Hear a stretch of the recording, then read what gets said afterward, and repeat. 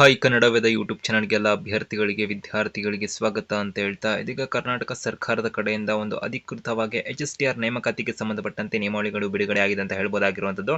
ಸಾಕಷ್ಟು ಒಂದು HSTR ಅಂದ್ರೆ ಹೈಸ್ಕೂಲ್ನ ಒಂದು ಪ್ರೌಢಶಾಲಾ ಶಿಕ್ಷಕರ ಒಂದು ನೇಮಕಾತಿಗೆ ಸಂಬಂಧಪಟ್ಟಂತೆ ಒಂದು PG ಕಂಪಲ್ಸರಿ ಇರುತ್ತಾ, TET ಕಂಪಲ್ಸರಿ ಇರುತ್ತಾ, TET ಆಗಿರಬೇಕಾ, PG ಆದವರು ಮಾತ್ರ ಆದ್ಯತೆಯನ್ನು ಕೊಡ್ತಾರೆ ಅಂತೆಲ್ಲ ಒಂದು ಡೌಟ್ಸ್ಗಳಿತ್ತು. ಇದೀಗ ಹೊಸ ಅಧಿಕೃತ ಒಂದು ಅಧಿಸೂಚನೆ ಕೂಡ ಪ್ರಕಟ ಮಾಡಿದರೆ ಒಂದು ಮಾಹಿತಿನ ಕೊಟ್ಟಿದ್ದಾರೆ ಅಂತ ಹೇಳ್ಬೋದಾಗಿರುವಂಥದ್ದು. ಆ ಪ್ರಕಾರದಲ್ಲಿ ಯಾರೆಲ್ಲ ಅರ್ಹರಿರ್ತಾರೆ, ಎಲಿಜಿಬಲ್ ಯಾರು ಕ್ಯಾಂಡಿಡೇಟ್ಸ್ ಇರ್ತಾರೆ. ಸೊ HSTR ನೇಮಕಾತಿ 2026ಕ್ಕೆ ಸಂಬಂಧಪಟ್ಟಂತೆ ಏನೋ ಒಂದು ಶಿಕ್ಷಕ ಹುದ್ದೆಗಳ ಒಂದು ನೇಮಕಾತಿ ನಡೆಯುವ ಸಾಧ್ಯತೆಗಳು ಸದ್ಯಕ್ಕೆ ಹೆಚ್ಚಾಗಿ ಕಂಡು ಬರ್ತಾ ಇರೋದಾಗಿರುತ್ತೆ. ಈ HSTR ನೇಮಕಾತಿಗೆ ಸಂಬಂಧಪಟ್ಟಂತ ಮಾಹಿತಿನ ತಿಳ್ಕೊಂಡು ಬರೋಣ. ಹೆಚ್ಚುವರಿ ಅಪ್ಡೇಟ್ಸ್ ಇನ್ಫಾರ್ಮೇಷನ್ ಮಾಹಿತಿಗಳು ಕನ್ನಡದ ಯೂಟ್ಯೂಬ್ ಚಾನಲ್ ನಿಮಗೆ ಸಿಗ್ತಿರುತ್ತೆ. ಅದಕ್ಕೆ ಚಾನಲ್ಗೆ ಸಬ್ಸ್ಕ್ರೈಬ್ ಆಗಿರಿ, ಬೆಲ್ ಐಕನ್ ಕೂಡ ಕ್ಲಿಕ್ ಮಾಡಿ ಅಂತ ಹೇಳ್ತಾ ಇದೀಗ ಒಂದು ಅಧಿಸೂಚನೆ ನೋಡುವಂತಂದ್ರೆ ತಾವಿಲ್ಲಿ ಗಮನಿಸ್ತಾ ಇರಬಹುದು ಕರ್ನಾಟಕ ರಾಜ್ಯ ಪತ್ರ ಬಿಡುಗಡೆ ಆಗಿರುವಂಥದ್ದು ಅಧಿಕೃತವಾಗಿ. ಸೊ ಇದರಲ್ಲಿ ಪ್ರಮುಖವಾದಂಥ ಮಾಹಿತಿಗಳನ್ನು ಕೊಟ್ಟಿದ್ದಾರೆ ಅಂತ ಹೇಳ್ಬೋದಾಗಿರುವಂಥದ್ದು. ಸೊ ವಿಡಿಯೋ ಮಾಡಲಿಕ್ಕೆ ಕೆಲವು ದಿನಗಳ ತಡ ಆಯಿತು ಅಂತ ಹೇಳ್ಬೋದಾಗಿರುವಂಥದ್ದು. ಸೊ ಇದನ್ನ ಒಂದು ಮೊದಲನೇದಾಗಿ ಅವರು C&R ಅದನ್ನು ಪ್ರಕಟ ಮಾಡಿದ್ದಾರೆ. 7 ದಿನಗಳ ನಂತರ ಪರಿಗಣನೆಗೆ ತೆಗೆದುಕೊಳ್ಳಲಾಗ್ತದೆ ಅಂತೆಲ್ಲ ಮಾಹಿತಿಯನ್ನು ಕೊಟ್ಟಿದ್ದಾರೆ. ಗಮನಿಸ್ಕೋಬೋದಿರುತ್ತೆ. ಇಂಪಾರ್ಟೆಂಟ್ ಅದನ್ನು ಎಕ್ಸ್ಪ್ಲೇನ್ ಮಾಡ್ತಾ ಹೋಗ್ತೇನೆ.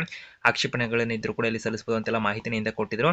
ಸೊ ಇಲ್ಲಿ ಪ್ರಮುಖವಾಗಿ ತಿಳ್ಕೊಳ್ಳುವಂಥದ್ದರೆ ಸೊ ಒಂದು ಪ್ರೌಢಶಾಲಾ ಶಿಕ್ಷಕರ ಒಂದು ನೇಮಕಾತಿಗೆ ಸಂಬಂಧಪಟ್ಟಂತೆ ಅಭ್ಯರ್ಥಿಗಳಿಗೆ ಅಂದ್ರೆ 2 ಪ್ರಮುಖ ಮಾಹಿತಿಗಳನ್ನು ಕೊಟ್ಟಿದ್ದಾರೆ. ಅಂದ್ರೆ 2 ಪ್ರಮುಖ ಅಭ್ಯರ್ಥಿಗಳು ಪದವಿ ಮತ್ತು B.Ed ವಿದ್ಯಾರ್ಹತೆಯನ್ನು ಹೊಂದಿರುವಂಥ ಅಭ್ಯರ್ಥಿಗಳು ಇರ್ತಾರಲ್ಲ, ಅಂದ್ರೆ ಒಂದು ಡಿಗ್ರಿ ಮತ್ತು B.Ed ನ ಹೊಂದಿರತಕ್ಕಂಥ ಅಭ್ಯರ್ಥಿಗಳಿಗೆ ಸಂಯುಕ್ತ ಸ್ಪರ್ಧಾತ್ಮಕ ಪರೀಕ್ಷೆಯಲ್ಲಿ ಅಂದ್ರೆ ಕಾಂಪಿಟೇಟಿವ್ ಎಕ್ಸಾಮ್ ಏನ್ ಮಾಡ್ತಾರಲ್ಲ, ಅಂದ್ರೆ ಅಭ್ಯರ್ಥಿಗಳಿಗೆ ನಡೆಯುತ್ತಾ ಒಂದು ಕಾಂಪಿಟೇಟಿವ್ ಎಕ್ಸಾಮ್ ಇರುತ್ತಲ್ಲ, CET ಅಂತ ಏನು ಕರೀತಿರಲ್ಲ, ಸಾಮಾನ್ಯ ಪ್ರವೇಶ ಪರೀಕ್ಷೆ, ಅದರಲ್ಲಿ 85% ಅಂಕವನ್ನ ಪರಿಗಣಿಸ್ತಾರೆ. ನಂತರ BA ಅಥವಾ BSc ಮತ್ತು ಇನ್ನಿತರೆ ಪದವಿಯಲ್ಲಿ ಪಡೆದಿರ್ತಕ್ಕಂಥ ನಿಮ್ಮೊಂದು ಡಿಗ್ರಿಯಲ್ಲಿ ಇರುತ್ತಲ್ಲ, ನಿಮ್ದು BA ಆಗಿರ್ಬೋದು, BSc ಆಗಿರ್ಬೋದು, ಇನ್ನಿತರ ಪದವಿಯನ್ನು ಪಡ್ಕೊಂಡಿದ್ರೆ ಸೊ ಅದರಲ್ಲಿ 13% ಅಂಕ ಪರಿಗಣಿಸ್ತೇವೆ ಅಂತ ಮಾಹಿತಿನ ಕೊಟ್ಟಿದ್ದಾರೆ. ಮತ್ತೆ B.Ed ಏನ್ ಮಾಡಿರ್ತಿಲ್ಲ ಅದರಲ್ಲಿ 2% ಅಂಕವನ್ನು ಪರಿಗಣಿಸ್ತೇವೆ ಅಂತ ಮಾಹಿತಿನ ಕೊಟ್ಟಿದ್ದಾರೆ.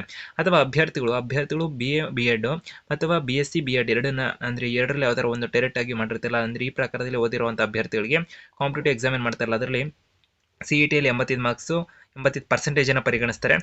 ಅಂದ್ರೆ ಅದರಲ್ಲಿ ಸ್ಕೋರ್ ಮಾಡಿರುವಂಥದ್ದು. ನಂತರದಲ್ಲಿ BA ಅಥವಾ BA B.Ed BSc B.Ed ಇವೆರಡರಲ್ಲಿ ಯಾವುದನ್ನು ಮಾಡಿರ್ತಿಲ್ಲ ಆ ಒಂದು ಪರೀಕ್ಷೆಯಲ್ಲಿ 15% ಅಂಕವನ್ನ ಗಳಿಸ್ತಾರೆ, ಅಂದ್ರೆ ಪರಿಗಣಿಸ್ತೇವೆ ಅಂತ ಮಾಹಿತಿನ ಕೊಟ್ಟಿರುವಂತದ್ದಾಗಿರುತ್ತೆ. ಈ ಪ್ರಕಾರದಲ್ಲಿ ಇದು ನಡೆಯೋದಾಗಿರುತ್ತೆ.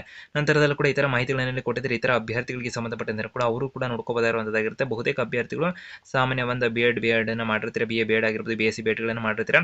ಇತರ ಅಭ್ಯರ್ಥಿಗಳಿಗೆ ಏನು ದೈಹಿಕ ಶಿಕ್ಷಕರಾಗಿರ್ಬೋದು, ಇತರ ಒಂದು ಶಿಕ್ಷಕರಿಗೆ ಸಂಬಂಧಪಟ್ಟಂತೆ ಅವ್ರ ಬಗ್ಗೆ ಎಲ್ಲ ಮಾಹಿತಿನ ಕೊಟ್ಟಿದ್ದಾರೆ. ಆ ಸಬ್ಜೆಕ್ಟ್ಸ್ ಗಳಿಗೆ ಸಂಬಂಧಪಟ್ಟಂತೆ ಏನೇ ನಿಯಮಗಳನ್ನೆಲ್ಲ ಆಗಿದೆ ಅಂತ ಕೂಡ ಮಾಹಿತಿನ ಕೊಟ್ಟಿರುವಂತದ್ದಾಗಿರುತ್ತೆ. ಬಹುತೇಕವಾಗಿ ಇಲ್ಲಿ ತಿಳಿಸಿರುವಂತದ್ದು ಏನಂದ್ರೆ ಅಭ್ಯರ್ಥಿಗಳಿಗೆ HSTR ಶಿಕ್ಷಕರ ಒಂದು ನೇಮಕಾತಿಗೆ ಸಂಬಂಧಪಟ್ಟಂತೆ ಇಲ್ಲಿ ಅವರು ಷರತ್ತುಗಳನ್ನಾಗಿರ್ಬೋದು, ಪ್ರಮುಖ ಮಾಹಿತಿಗಳನ್ನೆಲ್ಲ ಕೊಟ್ಟಿದ್ದಾರೆ ಅಂತ ಹೇಳ್ಬೋದಾಗಿರುವಂಥದ್ದು. ಈ ಪ್ರಕಾರದಲ್ಲಿ ಯಾವುದೇ ರೀತಿಯಾಗಿ ಒಂದು PG ಕಂಪಲ್ಸರಿ ಅನ್ನೋದಕ್ಕೆ ಸಂಬಂಧಪಟ್ಟಂತೆ ಇಲ್ಲಿ ಮಾಹಿತಿನ ಕೊಟ್ಟಿಲ್ಲ ಅಂತ ಹೇಳ್ಬೋದಾಗಿರುವಂಥದ್ದು. ಆ ಪ್ರಕಾರದಲ್ಲಿ PG ಅಂತಕ್ಕಂಥದ್ದು ಕಂಪಲ್ಸರಿ ಇರುತ್ತಾ ಏನಿತ್ತ ಅಂತ ಮಾಹಿತಿನ ಕೇಳ್ತಿರಲ್ಲ.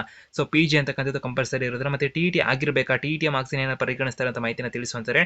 ಎಲ್ಲೂ ಕೂಡ ಅವರು TET ಮಾರ್ಕ್ಸ್ ಅಂತಕ್ಕಂಥದ್ದನ್ನ ಮೆನ್ಷನ್ ಮಾಡಿಲ್ಲ ಅಂತ ಹೇಳ್ಬೋದಾಗಿರುವಂಥದ್ದು. TET ಪರ್ಸೆಂಟೇಜ್ ಅಥವಾ ಇಷ್ಟು ಅಂಕವನ್ನು ಪರಿಗಣಿಸ್ತೀವಿ ಅಂತ HSTR ಅಲ್ಲಿ.